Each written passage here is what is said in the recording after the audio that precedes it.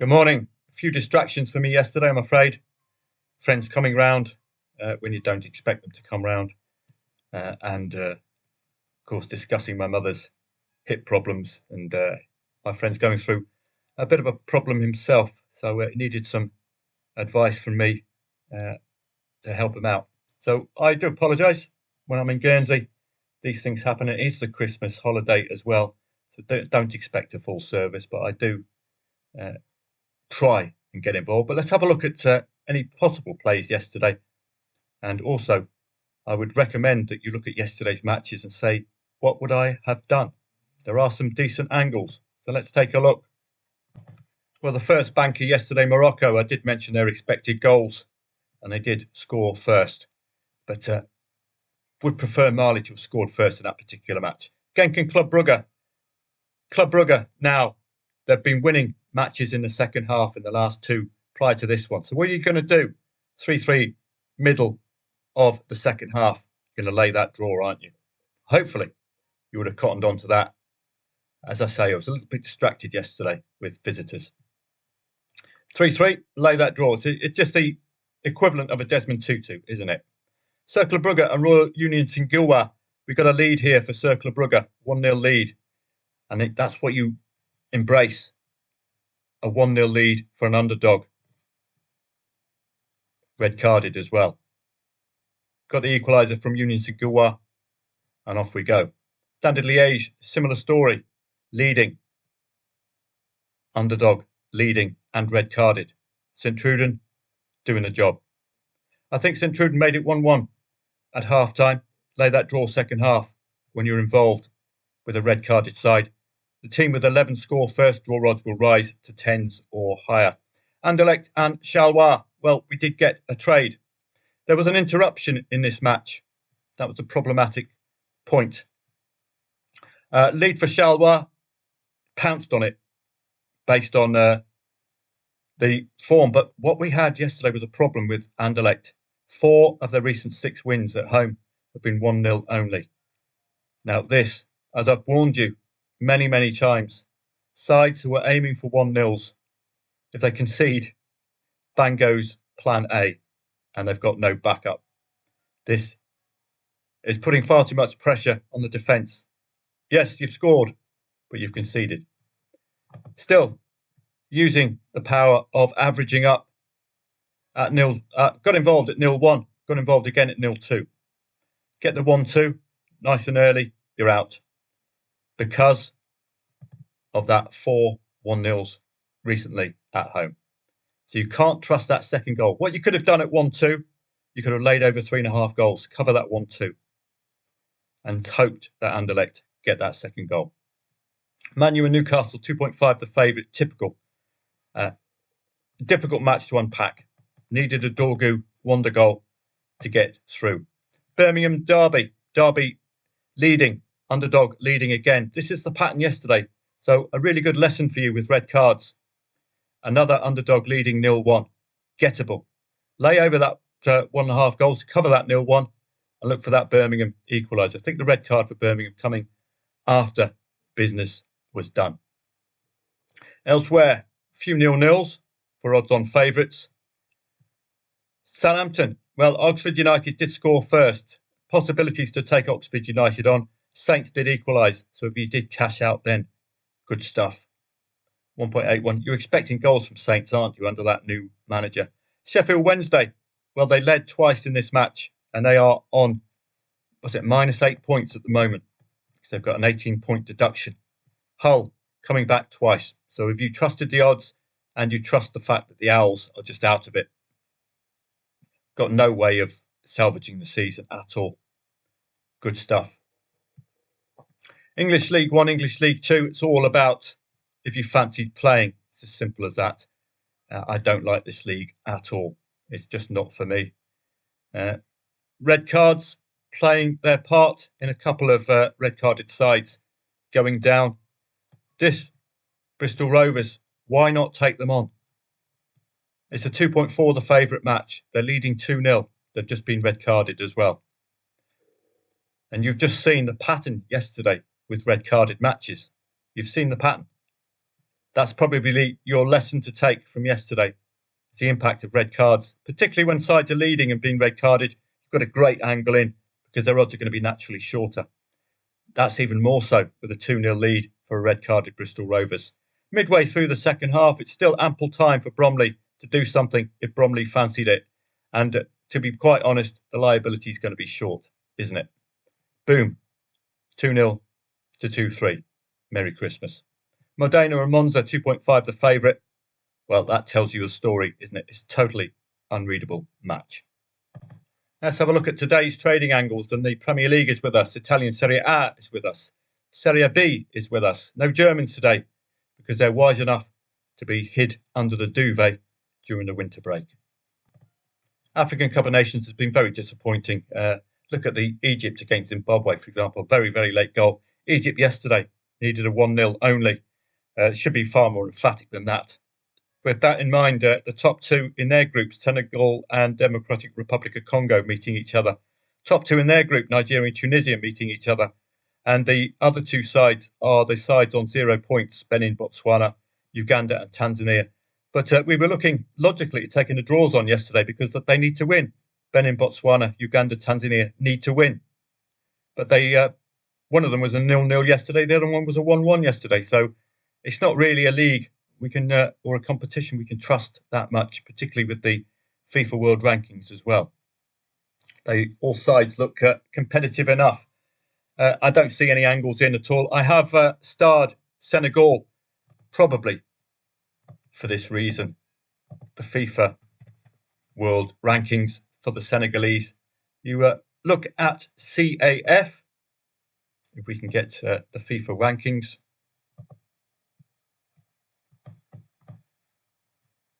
I'm trying to find them. So you can quite clearly see why I bankered Morocco yesterday, 11th. Senegalese, 19th in the world rankings. Look at the other sides, 35th for Egypt, really poor. Nigeria, they're playing today. Tunisia playing today, very tightly ranked. It's going to be very difficult to split those two.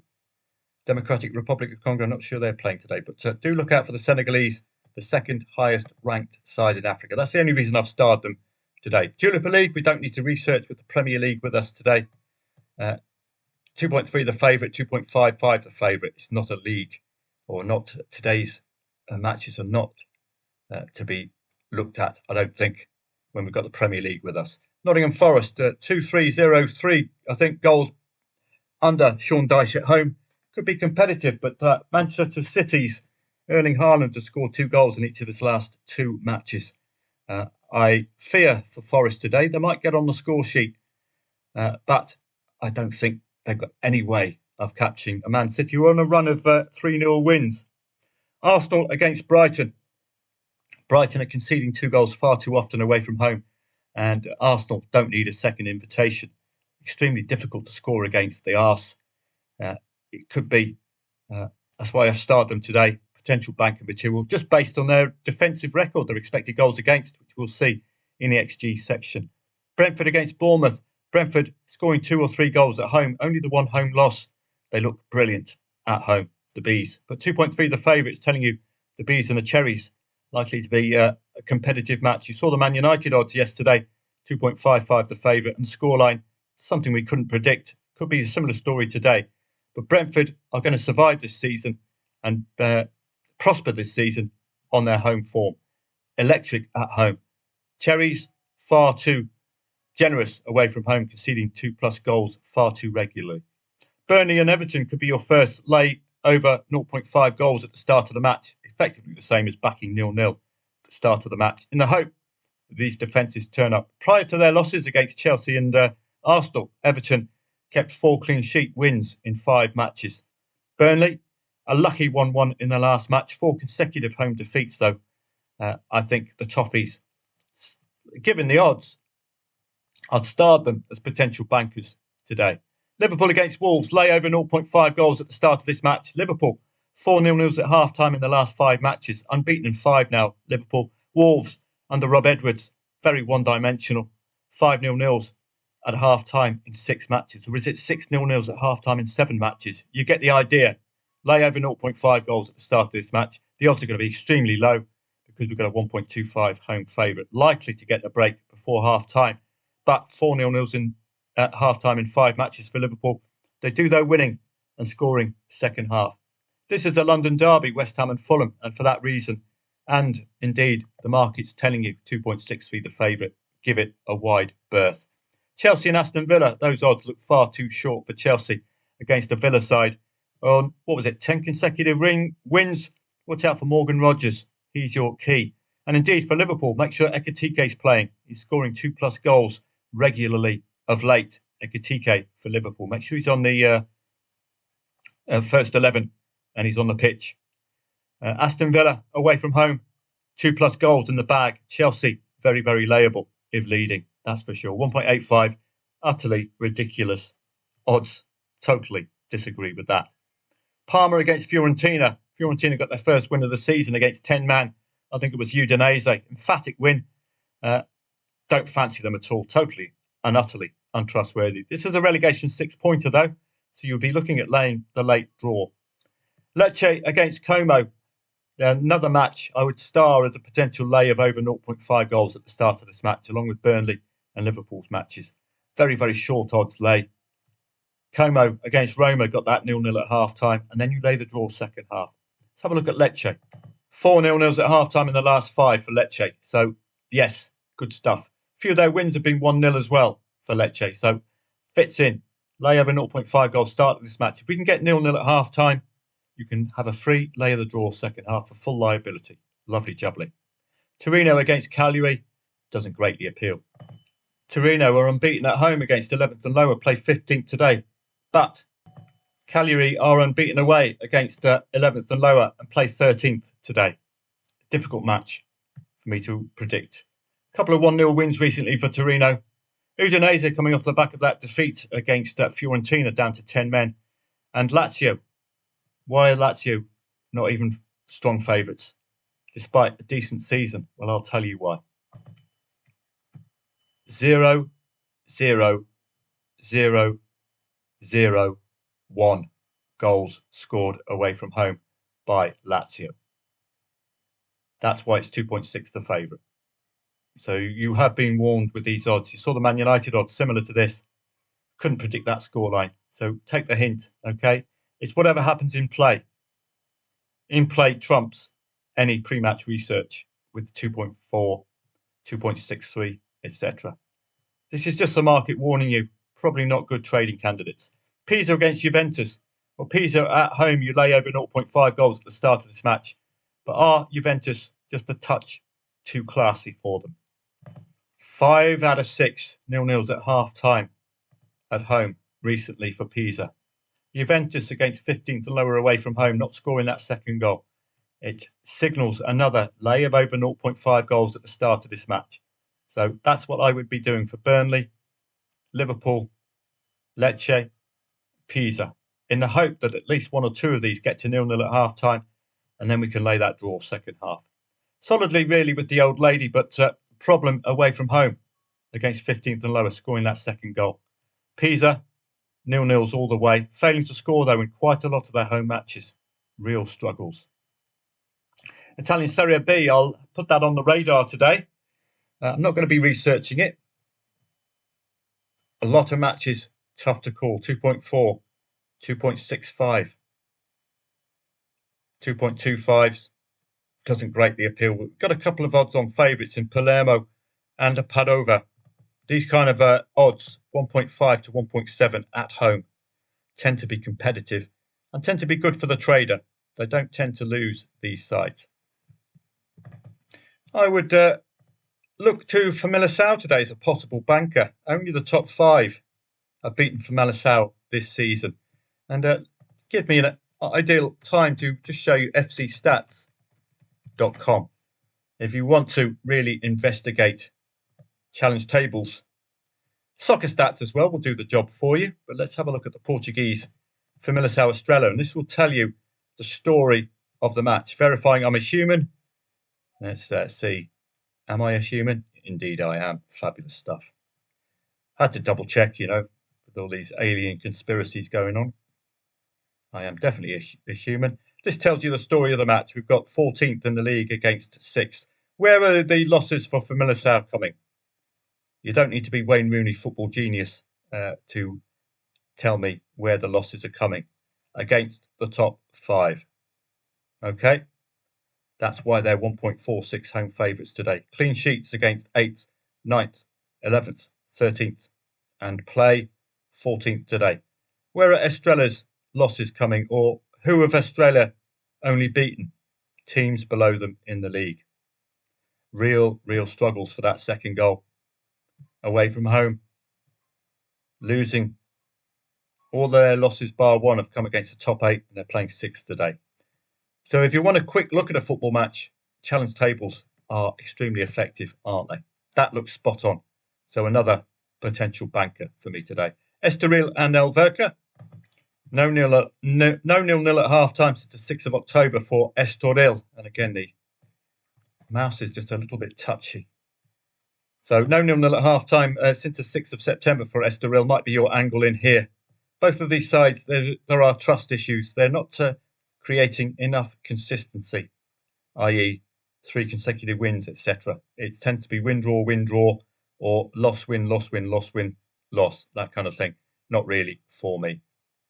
So that's a look at today's matches. I will just be on Telegram for members today. And again, I do have my niece coming round, might be coming round today. And my nephew's come all the way from Perth, Australia as well. So I hope you understand it is a family week, isn't it? Until the new year is done and dusted. Then I can get back to some proper live streams on the 3rd and the 4th.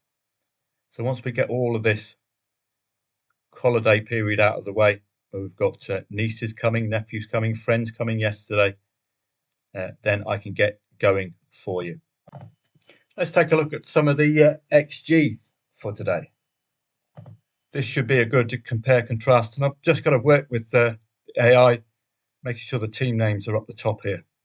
But what they've done with the report here is just made it a lot more interesting, haven't they? Just be careful with AI, particularly when I don't have an API for stats, that some of this might be just a little off. But the expected goals has been very accurate, to be honest with you. Liverpool are on a par. What the 1.56 is telling you is they're going to be likely to be scoring a goal simply enough. 2 goals. A second goal a little less easier than the first, but they're meeting a Wolves side who are very, very generous as well away. So that marries with that, and you're in all sorts of bother if you're Wolves, particularly when your expected goals for Wolves is 0.88. Anything under 1 for expected goals 4 is awful. So this looks like a 2-0 waiting to happen, doesn't it? 2-0 or even higher waiting to happen. But as I say, I would lay over 0.5 goals at the start of this match, given the habits of both of these sides for 0-0s at half-time recently. Chelsea and Aston Villa. The reason Aston Villa's expected goals for me is a little off is because they started the season failing to score, I think, in 5 matches. Chelsea favourite today, which is very, very odd indeed. I would disagree with that wholeheartedly. Pure quality means the expected goals minus any penalties. What this is telling you is Chelsea are very good at creating chances, enough to create 2 quality goals, or enough chances to create 2 goals in a match. So that's something to think about. But I would be dismissive of this. Aston Villa away from home have 2+ goals in the locker when they need it. So I will be on hand for members on Telegram throughout the day, but please bear in mind this won't be a typical Saturday. If I have my niece coming round and my nephew from Perth, Australia, I've got to give them some time, don't I? I'm sure you'll understand. Living in Thailand, I don't get to see my elderly parents or my extended family that often. Do make sure you subscribe to the YouTube channel, please, because there'll be some more. I'm going to get the AI to be working on videos for me in the new year. And I'm already delivering some articles for you at FootballTradingProfits.com. So make sure you read those. Completely free to read. Very interesting articles. Will help your trading no end. I'll see members a little bit later on today, I hope. Have a great day.